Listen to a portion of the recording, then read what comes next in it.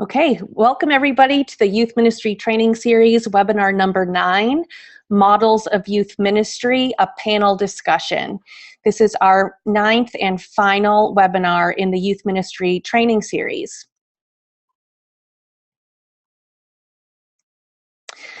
Today, the hosts of this webinar are myself, Kim Sweeney. I'm the lead for Faith Formation and Safe Congregations in the New England region.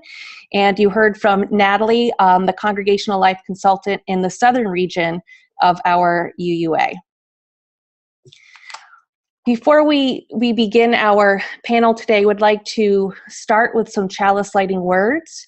I have some words that I'd like to share with you from one of our colleagues that works with Natalie down in the Southern region, the Reverend Don Cooley. We light our chalice this morning, grateful for the love that we experience in this beloved community. May the flame light the way for all who seek such abundance. Natalie, you can tell Dawn that we used her chalice lighting. And now we would love to hear from you. If you could take a moment just to pop in the chat who you are, where you're from. If you're watching this with 52 people from your congregation, let us know that.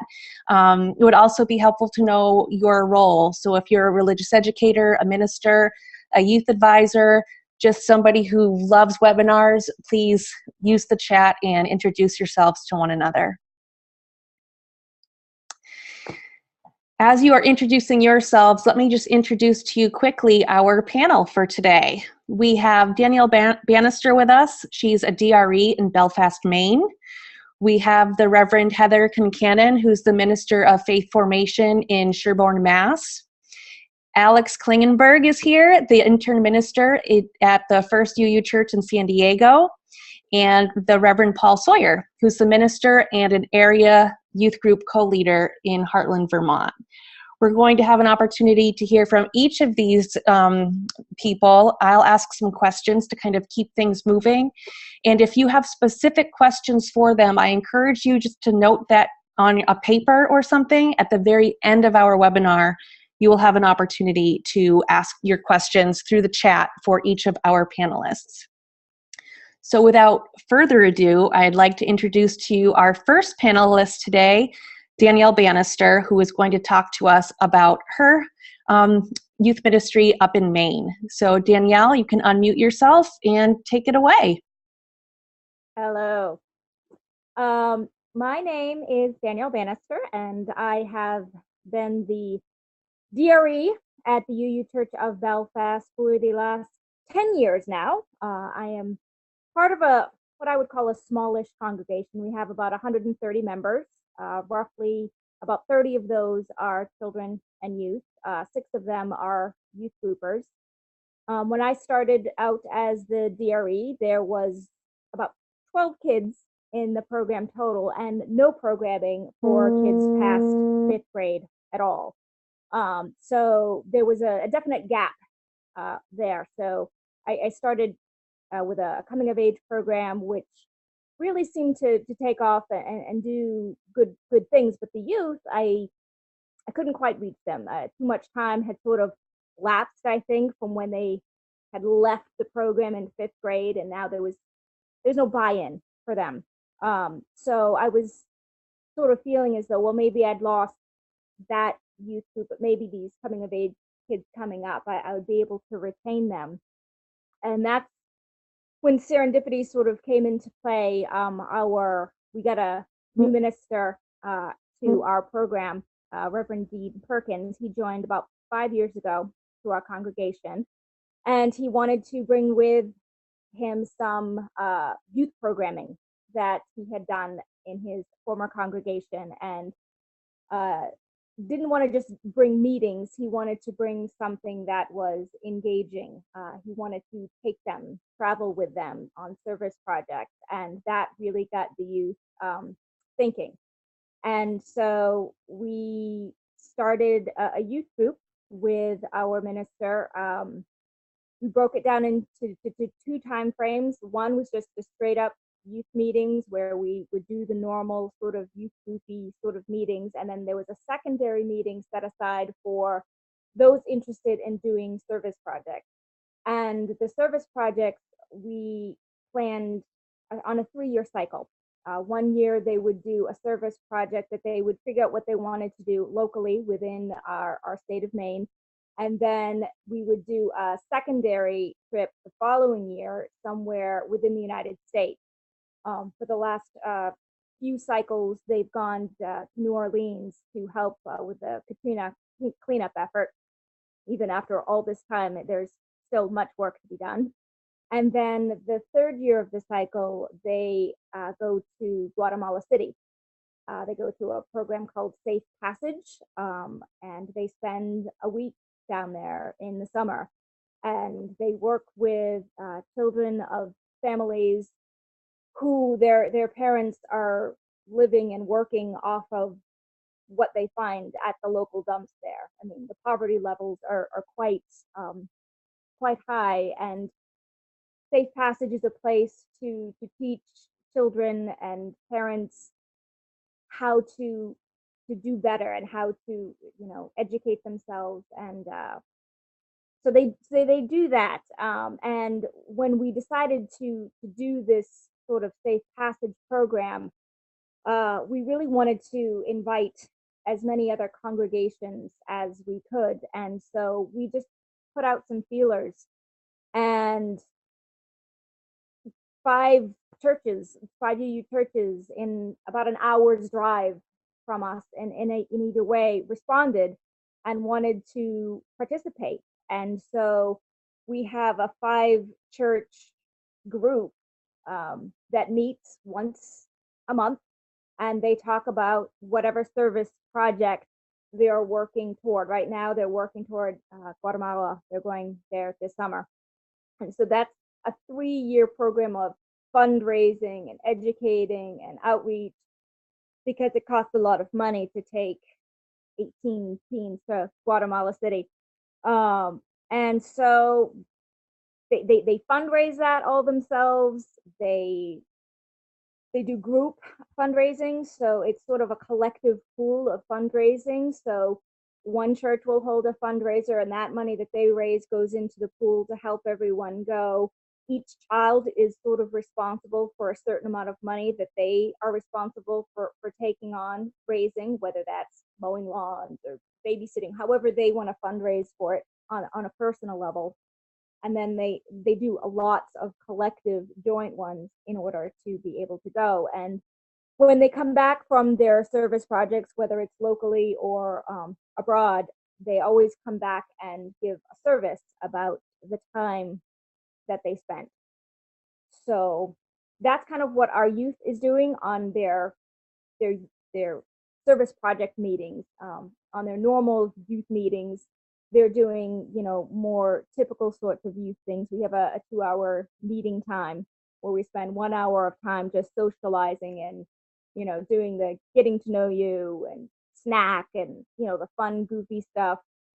We have them I have them do their own chalice lighting. They pick something, I assign someone, they pick something. And then we also do a Music Matters piece where they bring in a piece of music that speaks to them, whether it's something from the radio, something from nature, spoken word, whatever it is, something that speaks to their values and their principles, and we share that. And then the last hour is usually sort of the businessy sorts of stuff, the things that we need to get done.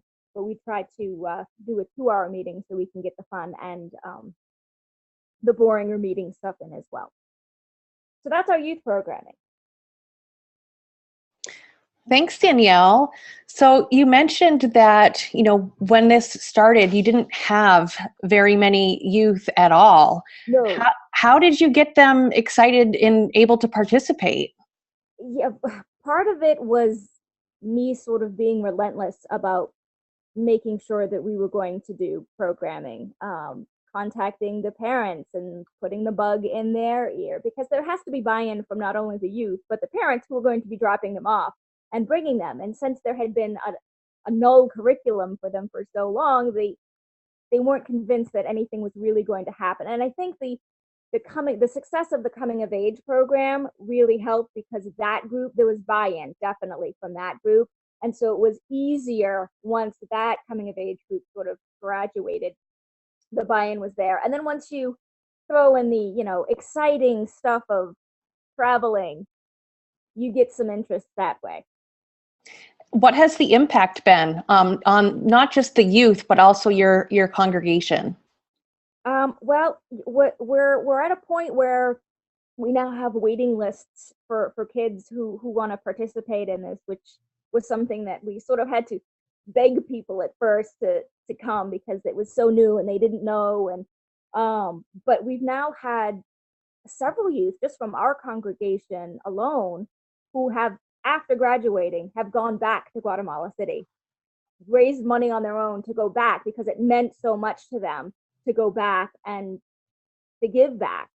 And so I think that experience stuck with them. And when the youth give services after they've come back and give those services to the congregation can tell they have come back changed, and they now have more buy-in that this program is something worthwhile, so that when fundraising comes around again, they're more apt to throw in a little bit of money because they're seeing that the children's lives are being affected. That's fantastic. It sounds like this would not have been possible without reaching out to the other congregations to get a critical mass. Yes. What has worked well with that, and what have the challenges been in working and coordinating with 4 other or 5 other congregations every year? Yeah, that as you can imagine, there can be some tricks with that. We have a mass email group. It's just this mass email that goes out, and it's the parents typically in that email thread, even though the kids are on the email thread. Kids that have email, not many of them do, but those that do, they're included in the email model. But there's a lot of that sort of communication that needs to happen. There's a lot of relying on the youth to communicate information, which we're realizing maybe isn't an ideal situation. We love our youth, but they forget things. So how can we be more proactive with them? Can we give them printed materials to take home? How can we help them become better communicators as well? And the challenge is, of course, trying to schedule 5 different congregations. And essentially it comes down to, you just have to pick a time and go with it, and you make that your priority. And one of the prerequisites for going on these service project trips is that they have to be an active member of the youth group. So they have to attend those other meetings where service project planning and stuff isn't going on. So that sort of, I think, keeps that afloat. The youth groups at this point we do them individually within our own 5 congregations, but they all join together for the service project meetings. I'm working to try to collaborate even the youth group meetings together, because numbers will fluctuate with some. Some churches are only going to have a couple of youth. Myself, I'm only going to have 3 youth next year. So that's not a very active youth group. So if we can collaborate with other churches, that would be great. Thanks, Danielle. I have 1,000 more questions for you, but I'm going to have to ask those at the end, or our participants might ask. But thank you for sharing that collaborative ministry with us in the 3-year service project cycle. That's awesome. Our next panelist is the Reverend Heather Concannon from First Parish in Sherborn, Mass. Heather, you can take it away and just let me know when you want me to advance your slides. Great. Hi, everybody. As Kim said, I'm Heather Concannon. I serve as the Minister of Faith Formation at the UU Area Church in Sherborn, Mass., which is about 20 miles outside of Boston. And Sherborn, the UU Area Church in Sherborn serves about 16 communities around Sherborn, so we really are an area church in the Metro West suburbs of Boston. We serve about 300 adults and have about 150 children and youth registered for our programs. And this is my 3rd year in the congregation. So what I'm here to talk to you all about today is a new twist that we've had on coming of age this year. This year we've got 14 youth in our coming of age program, and we do coming of age in 8th and 9th grade this year, though I'm moving it to 8th grade next year. And I've been co-leading it with our ministerial intern, Otto O'Connor. So Otto and I, when we were planning out this year, we're thinking about what ways we wanted to, what goals we wanted to have for the coming of age program. And one of the goals that I have found difficult to embody and to actualize has been this idea of really rooting oneself in a congregation, particularly the sense of, most of the youth in our congregation, which I think is true of many congregations, have had experiences in their own congregation, but once they leave that congregation, don't have a strong sense of Unitarian Universalism outside of their youth group or their particular congregation. So we were thinking about what ways could we help encourage the youth to have a sense of the congregation beyond the religious education program, and feel like there might be a place for them in adult Unitarian Universalist communities. So one of the ways that we thought about connecting the youth to the larger congregation was in the Coming of Age Handbook, we use the Coming of Age Handbook for Congregations that's written by Sarah Gibnell-Thaw. And in the back, there is a checklist that they propose using for coming on a Boston pilgrimage, that you have to do a certain number of things in order to go on this Boston pilgrimage. We're only 20 miles from Boston, so our trip into Boston is a day-long trip, and it's not, there's not a lot of build-up to it because it's so easy to get into Boston, for us at least. So we were thinking, what other ways can we really have up the participation in the larger congregation? So if you can go to the next slide, Kim. So what we came up with was a passport, a coming-of-age passport to the UU Area Church in Sherborn. And this was designed by a graphic designer in our congregation who we're very lucky to be able to work with. This is our church and our church's logo. And if you go to the next slide. And what we did, the actual passport, so we printed out these passports for each of the youth. They're passport sized, so they're small, and each one, they don't have the actual stamps on them. We made a stamp of the church's logo. So each of these are things that youth could get a stamp for. Attend a committee meeting, participate in worship, attend a church event, interview a staff member. You can go to the next one. Make UU art. We kind of compiled a list based on what was in the Coming of Age Handbook and what was happening particular to our congregation, and other things that we thought might be interesting or relevant. Attend an adult faith formation opportunity, sign up for our weekly email. You can go to the next slide. There's a number of these. Help clean up coffee hour, write a reflection, or adapt a pop song, or write a poem to share in worship, volunteer with Family Promise, homelessness, housing ministry that our church participates in, say grace at your family dinner table. Go ahead to the next one. Make a playlist connected to the monthly worship theme. There's different ones with the Justice Ministries and the Racial Justice team and our congregation. Go ahead to the next one.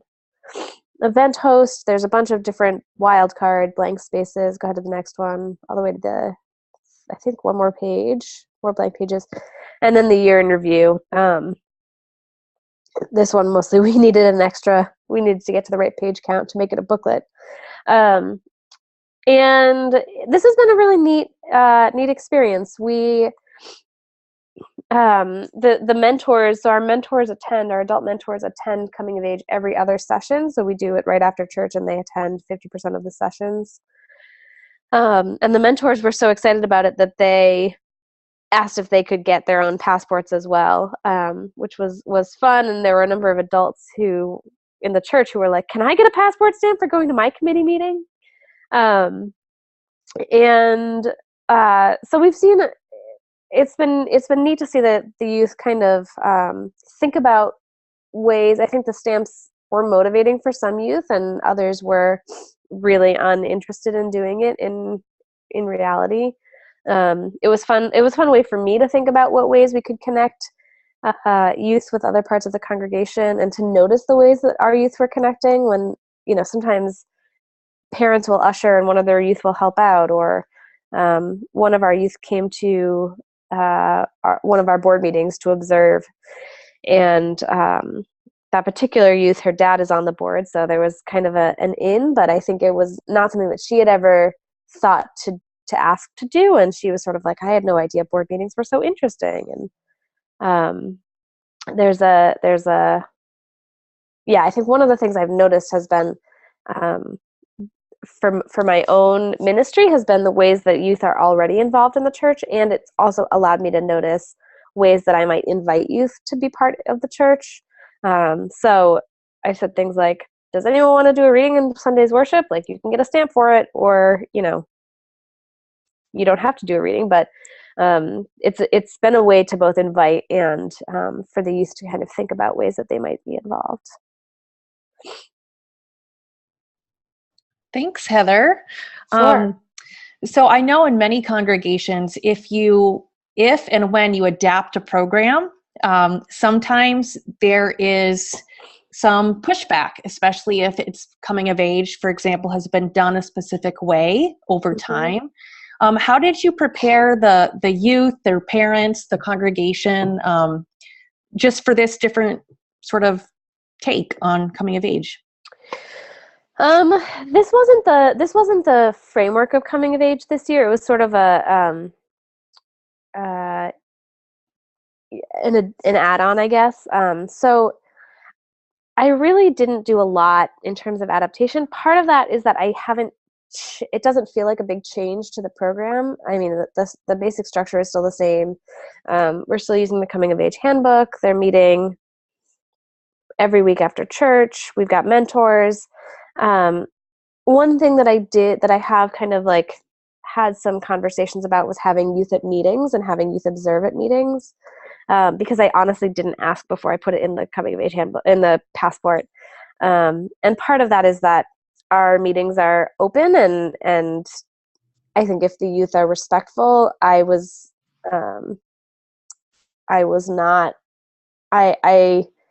am lucky enough to be in a congregational system where it is okay for me to ask forgiveness rather than permission.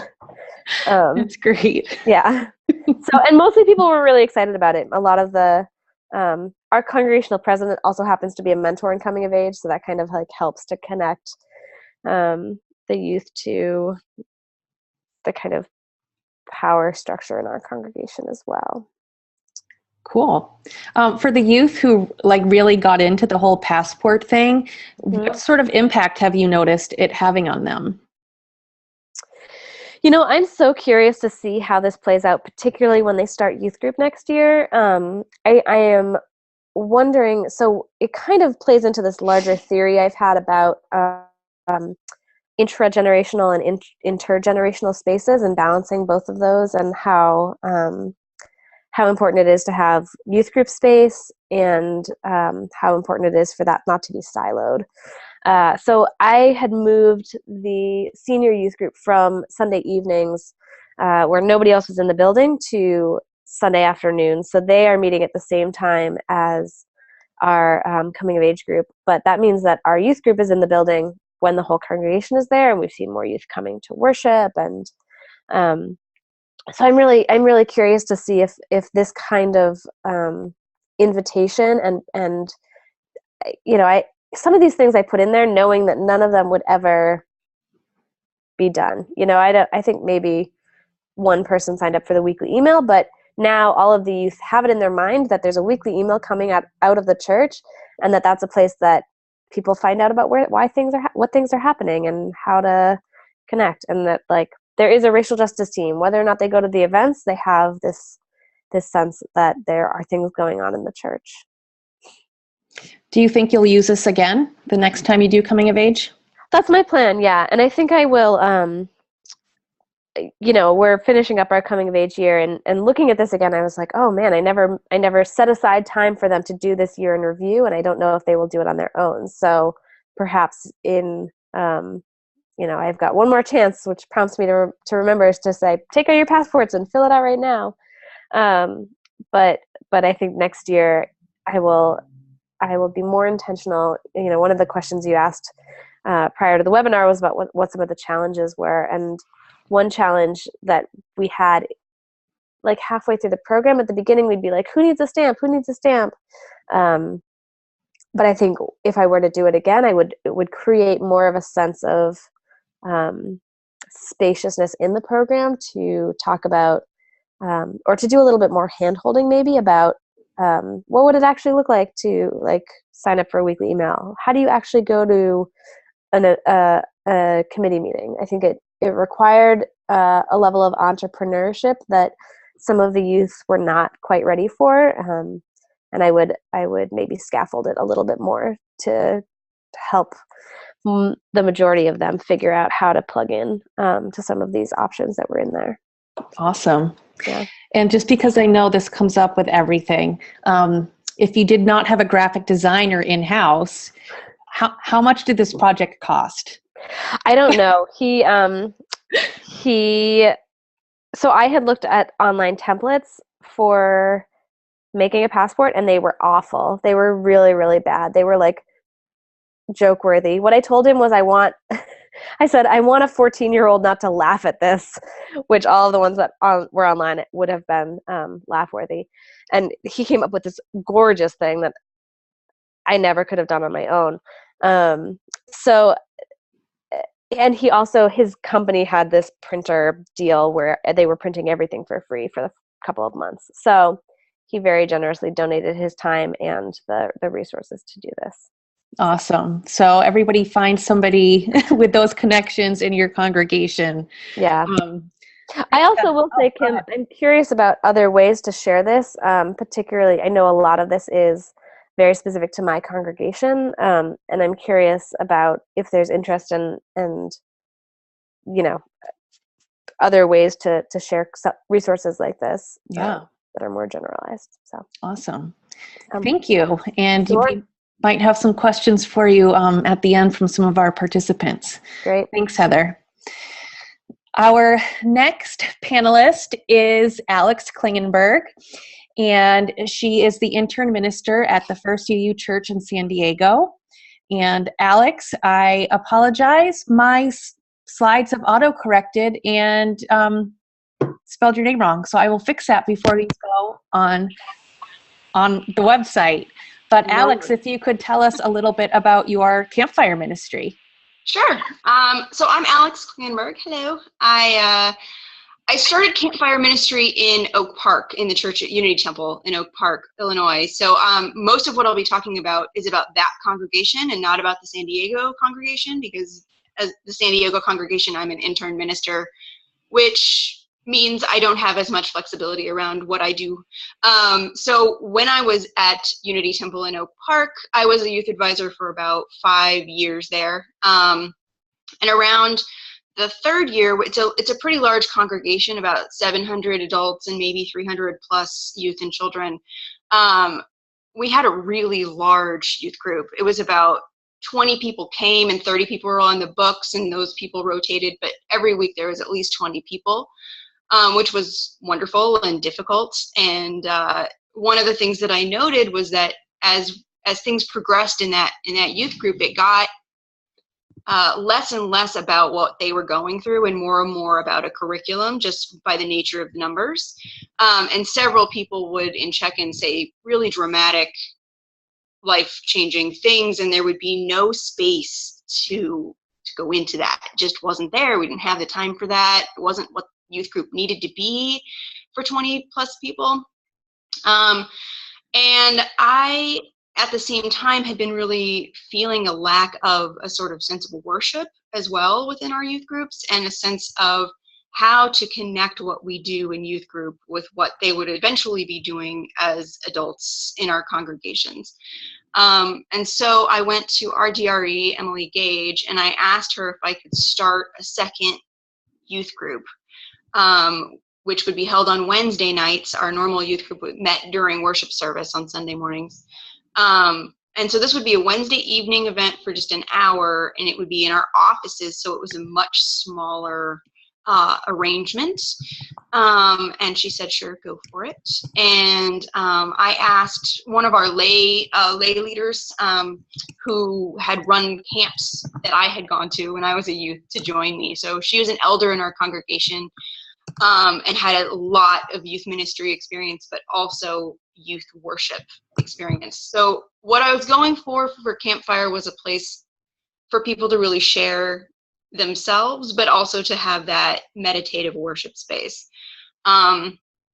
So it took a little while to get going before people really started showing up. But once they did, we sort of created together a format. And the format ended up being really, really simple. It was a reading chalice, a chalice lighting and reading, and then we would turn off all the lights, and we would have a candle for each person in the room. And they would light their candle with some intention that I set for that day. So a gratitude or something you'd like to let go of. And they would just say one word and light their candles until the room was more illuminated. And then we would do a brief meditation. So we'd all do, I would lead a meditation and everyone would get really settled in. And then it was just deep check-in. So each person would kind of say what they needed to say and we would all listen. Crosstalk was allowed, but kind of diminished, right? It was a sort of spiritual space. So if you really wanted to say something, you could, but most people really just took it in. And it really built on itself. You know, one person would say, I went to Campfire and it was great. You should come next week. And because it wasn't part of the youth group, it was easier for some people who were really introverted in the group to make it more their space. It was also easier for them to maybe bring someone that had never been to a youth group before.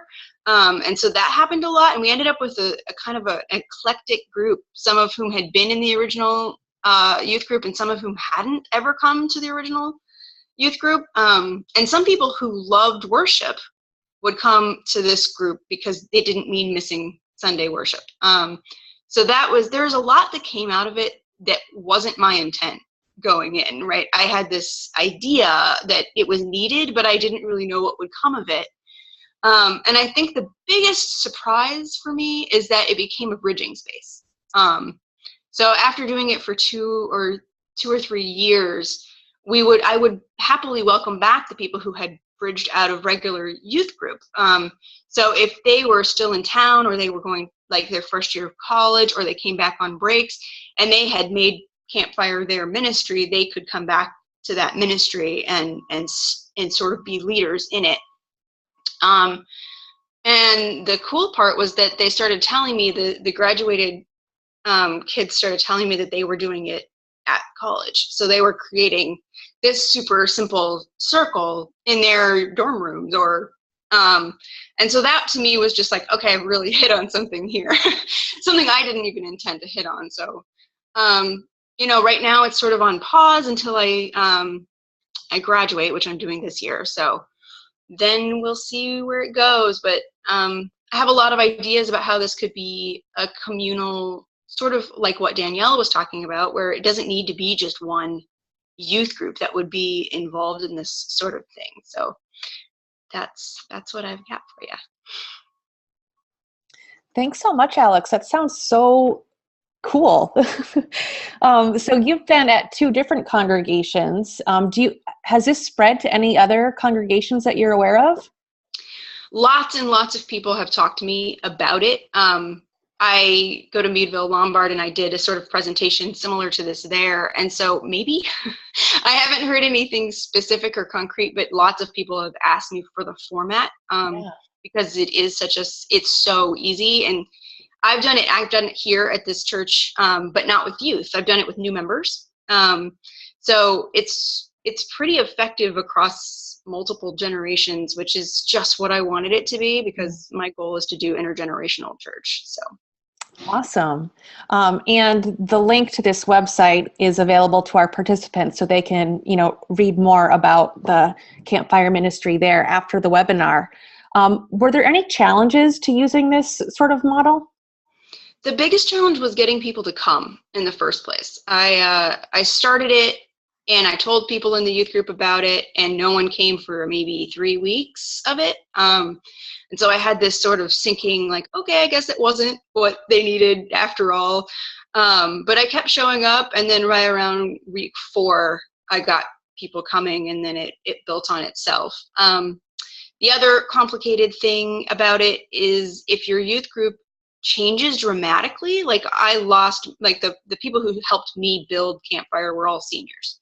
And that's going to be the case for some. It just is. That's how this works, which is, I think, why it works so well as a bridging group, because it would be seniors and then seniors with freshmen. So it was this very older class sort of endeavor. So if you don't have any seniors who are interested in building this, it's going to be hard to build, in my experience. Okay. Any other advice for people who are considering or would consider sort of starting this up within their own congregations? Any great learnings you'd like to share with them? Don't do it alone. I had a partner in crime, and that was really helpful because you don't want to miss a week, and you're not always going to be available. So especially for some, and if you've created a space that's really deep sharing, it's helpful to have a minister or somebody who's interested in ministry be part of it. Yeah, I can see why that would be important. And in this current setting, have you tried it with a mixed age group?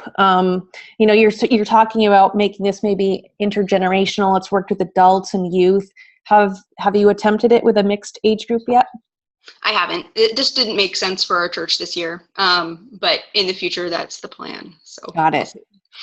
I can imagine that might work especially well in congregations that don't have 100 youth. Right. Well, I'm doing all church camp in June, and I'll be doing a campfire there. So we'll see if it works there. We'll be doing it intergenerationally in June. So I will know more.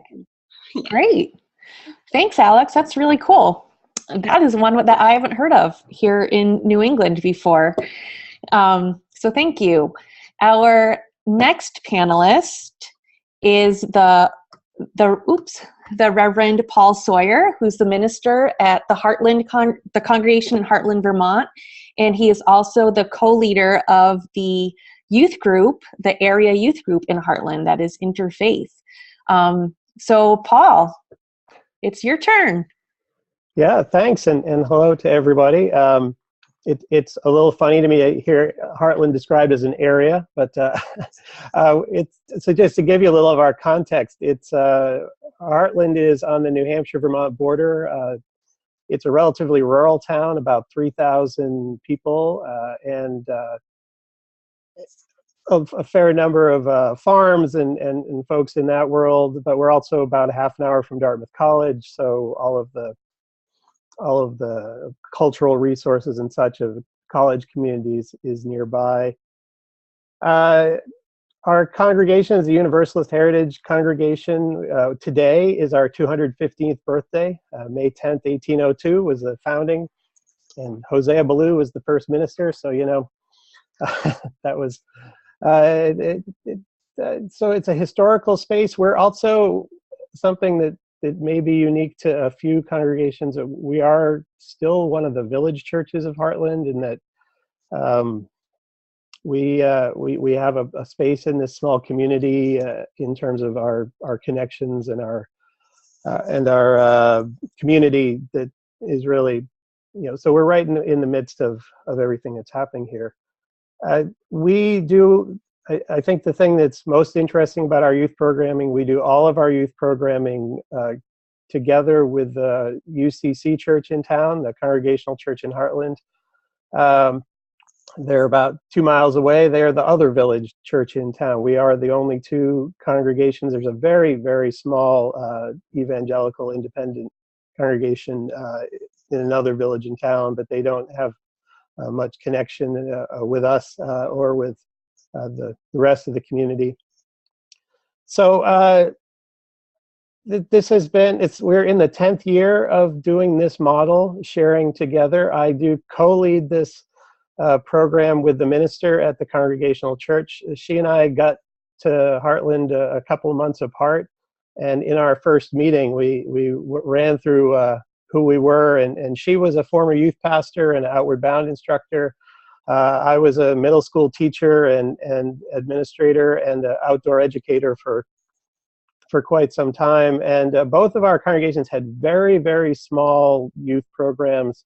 Our congregation had, at that time, three kids involved in the youth program, and they ranged from 6th grade to 12th grade. And they were doing some fun stuff with 2 lay people, but it was more of a get together than a youth program. And together, Lucia Jackson, the minister, the UCC minister, and I, over the next year, just talked about what we could do if we could get together, if we could do some programs together. And the leaders of both of our youth programs at that time were already interested in transitioning. We joined in with them for a bit and then sort of went forward. Right now, so we have 2 youth groups, the junior high and the high school, 7th and 8th grade for the junior high, and then 9th and 12th for the high school. They meet, they have regular meetings. I mean, some of this is standard youth group stuff, regular meetings twice a month on Sunday afternoons. One special event every month or so. Some fundraising stuff that we do. They host brunches for the congregations back and forth to help raise money. And then in the summer we do the mission trip. And the picture you see there is from our afternoon off on the mission trip. We have been going. This will be our 10th year this summer, going to New Haven, Connecticut. We've partnered with 3 housing homelessness agencies down there. We've gotten to build a really good connection with them. So they have long lists of tasks for what they call the Vermont kids that come down. The success of this program, the part that just amazes me and keeps me going really is just the energy and the connection. So in those 2 youth groups right now, there are 28, 29, 30 kids in each of those groups that are active and regular participants. A little more than half of them come from our congregation, and a few fewer from the UCC. And then we've got a bunch of kids who aren't part of either congregation, but who have come and been part of the youth group. We do have a unique, interesting context that helps on the high school level. We don't have a high school in town. Our kids have had, for generations, a high school choice here. So our kids are in a K-8 school for their first years, and they're all together for 9 years. And then right now we have 9 different high schools represented in our high school age youth group. So this is a touch point for a lot of them back to the central community, and so I do think we pick up a few kids that way. But it's our congregation is and the UCC church about the same size, about 120 members. We seem to get about 80 total people on Sunday morning. So a small congregation, a small town, and we've got more than 50 kids who are actively engaged in the youth program. So that's pretty exciting. We alternate years doing a junior high OWL program that's part of this. And every 3 years we do a high school OWL program that's part of this. We just finished the junior high version with 17 kids. Again, for really a tiny congregation, we feel that this has been real successful and connecting. That's so awesome, Paul. Thank you so much for sharing that. I just want to point out that for the past 10 years, you've had 2 ministers dedicating their time to this piece of youth ministry. Do you want to say more about why that happened, or why it's still, under the care of 2 ministers? Yeah, well, in part, and this is something we do talk about. In part, it did happen because of who the 2 of us are, and we do have lay people who are helping out and actively engaged in it too. So some of it was just that both Lucia and I were, our lives were centered around youth before ministry, or in her case, in her previous ministry, and so it was part of who we are. But it's also It's been, and I have to say, that has not always been easy. She and I are two very different people. And working that, and we were both used to being quite independent. So working that out has been a major piece of growth. And we did decide a couple years into it that it was really integral to our ministry, and it feels that way in both congregations now. I think. Well, I'm probably not going anywhere for a while. I don't know about Lucia, but we've talked about that working on ways to make sure the program would continue. And in fact, I think in both cases, these congregations would be looking for ministers who are willing to engage in youth programming as part of their work if they were going into search. But we've also talked about making it not just the Paul and Lucia show, and actively. And we had some, unfortunately had some help with that this year with some health challenges for my co-leaders, and so we were shifting around personalities and we do. So this is a tough thing for a lot of folks in ministry and DREs, but we do feel that the ministers being involved in this case has been really important. And in this model, one of the things that I love about this model too is that our youth get both of us, and for some of them, in addition to their other religious communities, because they're not part of the two congregations. So, for instance, my daughter is a sophomore in high school right now, and she's great, and she and I have a great relationship and all. But the fact that Lucia can be her minister as well, and likewise with Lucia's kids who are now both out of high school. But so I have a good relationship with them, and it really helps us feel like a shared community connection. These two congregations do have some more connections. We do the town food shelf together. We were yoked during the Depression for ministry. From the 1930s to the 1950s, so there's a little bit of history there that our oldest members who grew up here remember when they all went to Sunday school as the same, with the two congregations. We worship together 3 times a year, one of them led by the youth. So, yeah, I know that's not possible for every single minister or every single congregation, but in our case, it's been really important. And yeah, I mean, it sounds like your congregations are totally on board with you as ministers serving in this capacity. Was it always that way, or did you have to do a little bit of selling 10 years ago? Well, the youth did the selling. I would say the congregations were largely oblivious to the youth 10 years ago. And it's not they didn't care, it just wasn't. And both congregations were quite a bit smaller 10 years ago. So I actually think this youth collaboration has been part of the fact that both these congregations have grown steadily. We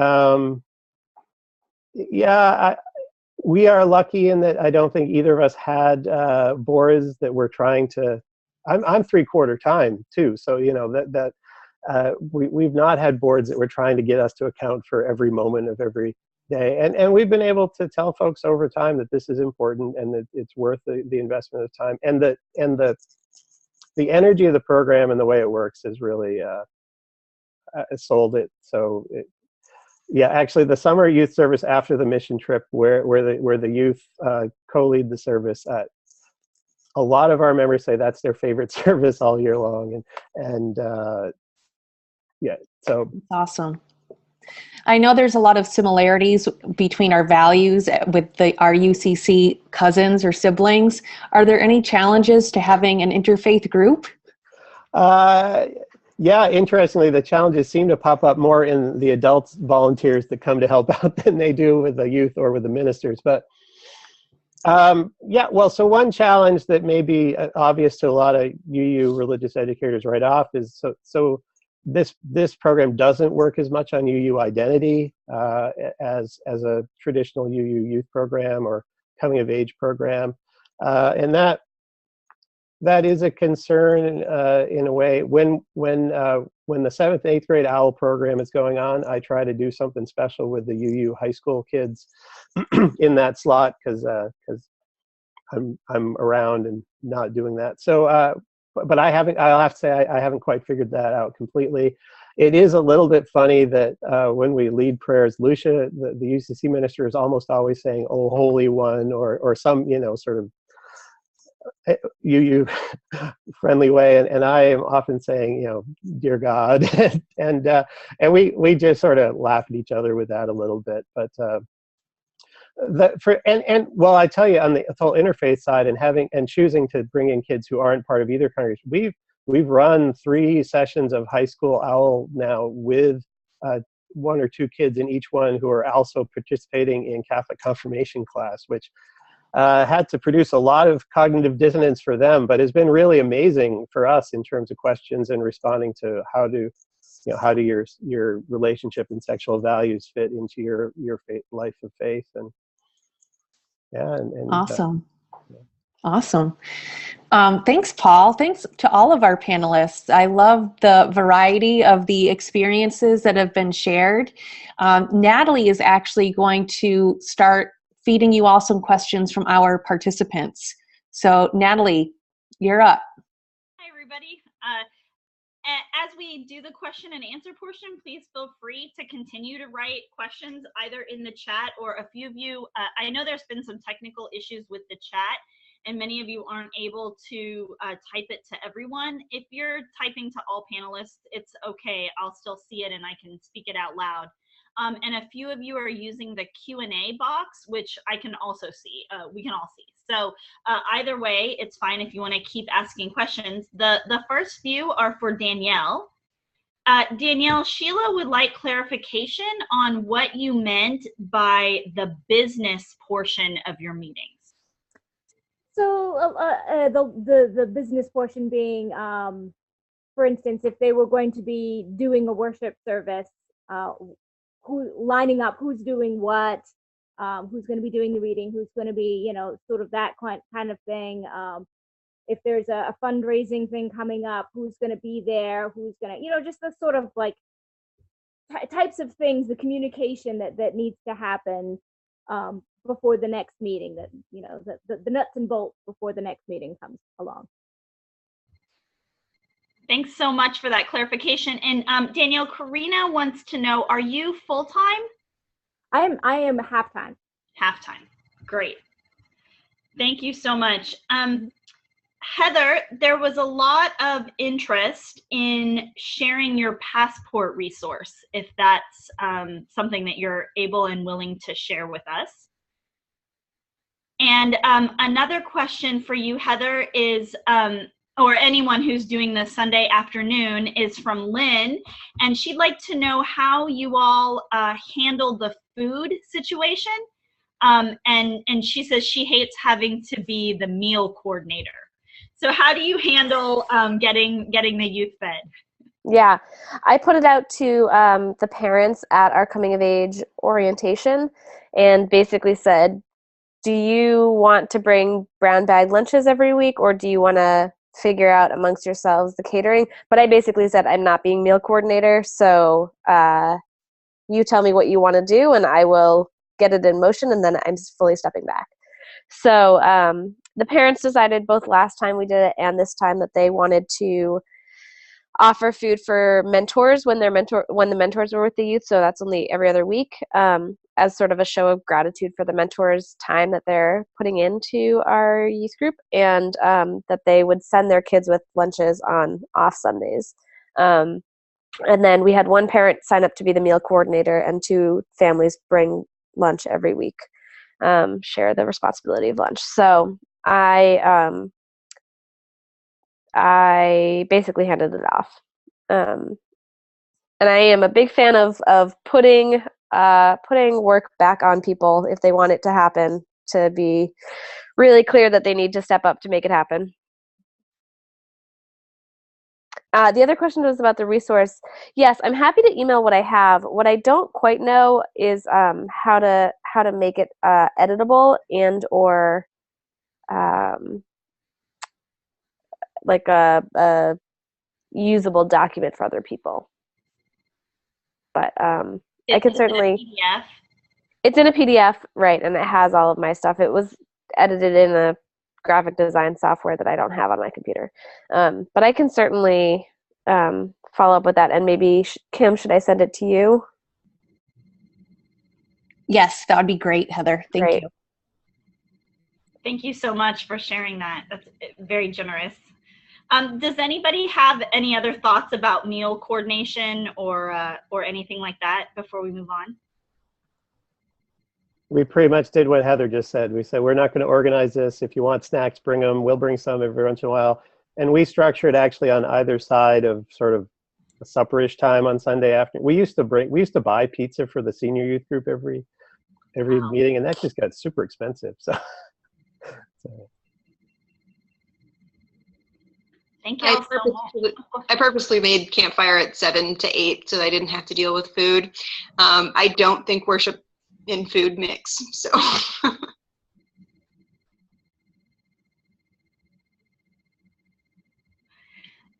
So Alex, we can stay with you. The next question is for you. This is from Ariel. Ariel would like to tell you first, I love this model and would love to see an outline of it, if that's possible. And then the question, how did you guard against healthy, deeper sharing turning into toxic oversharing, or that the campfire group might become a clique because they're getting to know each other so much more deeply? Yeah. Yes, I can share an outline for sure. And in response to the other one, we created a covenant and we made it really clear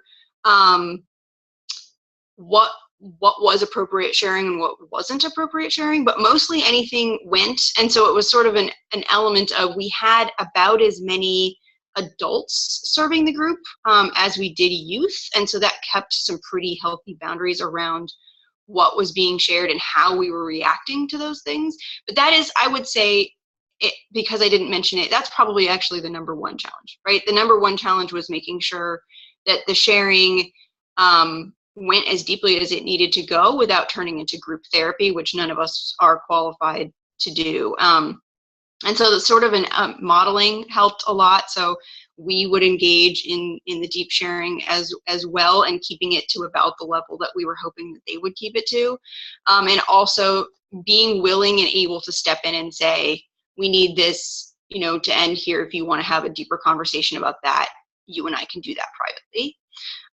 And so a lot of being able to be a sort of strong presence in that way was really necessary.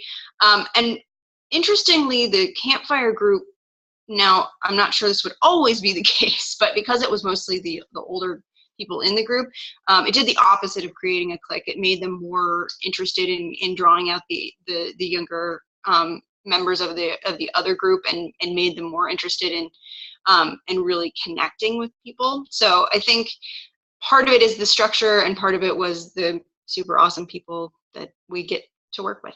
So. Thank you, that's great. Paul, this next question is for you from Sheila.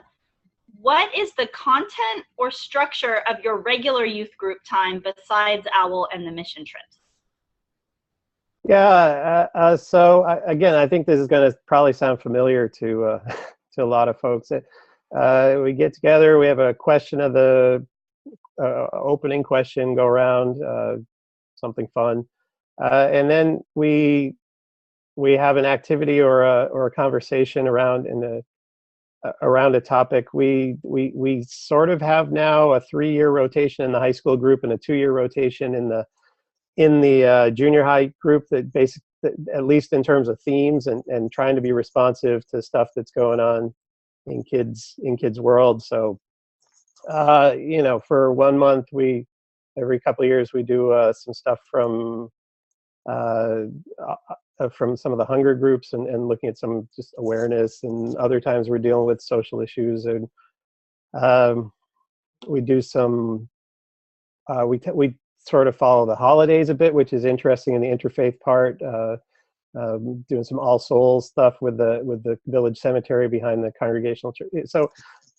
So the content in that realm, appropriate to the group. And then there's always a game, and this is where having 2 outdoor educators leading youth group, we're committed to that, and also committed to trying to make sure those games are using every inch of our buildings too, so that these really be, whether it's your variations on hide and seek or playing somewhat energetic, destructive broom hockey in the basement of the Congregational Church, not ours.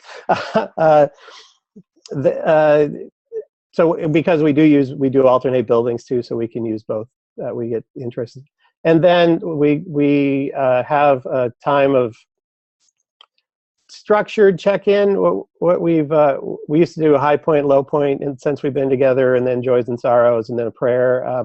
We've adapted that in the last couple of years. We've got 6 prayer candles. So I don't know if I'll remember all of them right off the top, but gratitude, joy, wonder, sort of that. And so in that check-in time, the youth will take one of the candles, and doesn't have to be specifically only a joy without gratitude, but it just gives a little guidance and gives a structure to that space, and then close with prayer, a prayer led by one of us. And it's very variable depending on what's going on. Our seniors are all sort of freaking out right now, and for all sorts of reasons. And so we've been just doing some just chill out, relax. We have a labyrinth here at our congregation. Some just taking care of them. And so we reach out to the graduates. We send care packages in the fall to graduates wherever they are, work, military, college. So there's some stuff built in. But again, I think a lot of that's stuff you see all the time. That's great. Thank you so much. The next question is for Heather, again about the passport information. Would your volunteer be willing to do a bit more work to make it easily editable in exchange for a donation to your church or your congregation? And I'm wondering, I'm wondering what program it was created in, because I think that'll determine the answer to the question. I have no idea which program it was created in, but I will. I put it on my list already to be in touch with him. Great, thanks. My guess is that it was probably Illustrator or Publisher, and in which case it can easily be made editable from a PDF. But great. Again, we'll have to. Things I'm wildly speculating. But thank you so much for making that available again. Sure. And then and they're asking for it. The participants are asking for it in Word. That may be a little harder, but sure, we'll look at it. Right, we can try. For Danielle, this question is from Lynn. Is the waiting list? Is there waiting list for your kids to go on the trip? How do you handle chaperones? And do you have a limit on how many kids can go? You can send 25 over at a whack. That's sort of what Safe Passage can handle. So 25 is sort of your max number of kids. And so where we have 5 churches participating, we look at the number of kids who are wanting to go, who will be of age to go. They have to be at least 16, I believe it is, to go. And then it's sort of based on age first and foremost. Who's going to age out before the next trip out? And so those that are older will sort of get first dibs, and those that will be able to come around again in the 3-year cycle, they'll be sort of put on the wait list. And yes, you do have to have chaperones, and those are included in your 25 total, and they dictate how many sort of chaperones you need. But yes, definitely chaperones are needed.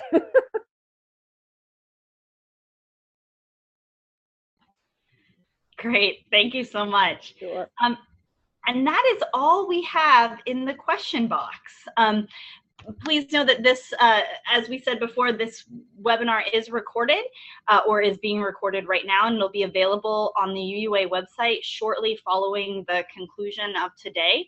I posted in the chat, it's most readily accessible. This webinar and the 8 preceding webinars are most readily accessible on the Blue Boat blog, if you follow the Blue Boat blog under the Youth tab. And if that's new to you, I recommend just going to Google, as always, and just typing in UUA Blue Boat blog, and it'll pop right up.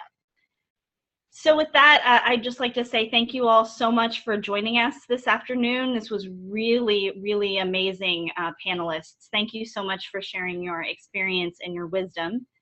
And I will close us out with the words of Eric Williams. Blessed is the path on which you travel. Blessed is the body that carries you upon it. Blessed is your heart that has heard the call. Blessed is your mind that discerns the way. Blessed is the gift that you will receive by going.